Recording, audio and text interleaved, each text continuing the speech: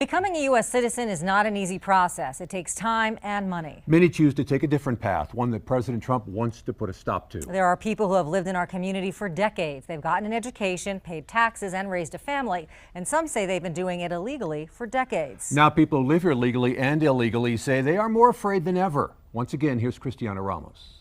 The sound of the foot kicking the ball.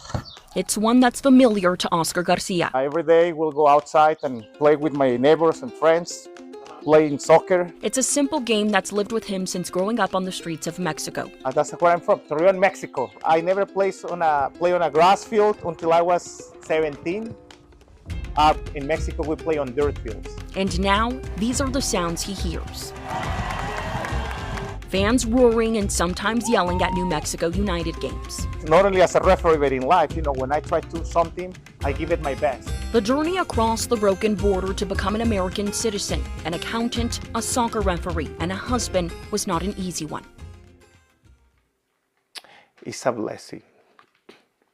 And I feel blessed that I have that opportunity.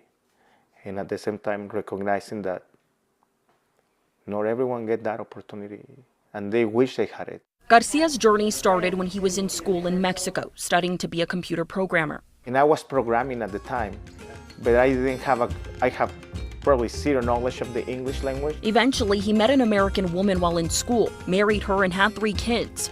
But it took years, thousands of dollars, and numerous meetings with immigration agents in which they asked he and his wife dozens of questions.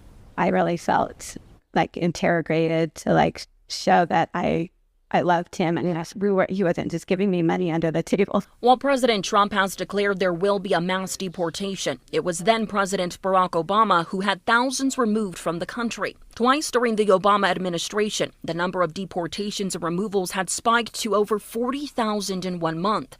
In Trump's first 2 months in office, it was just over 20,000. Obama is known in the community as the deportator in chief. He deported so many people. But here is the difference between Obama or Biden, I want to say it, versus our current president, President Trump. President Trump has an incendiary language against immigrants.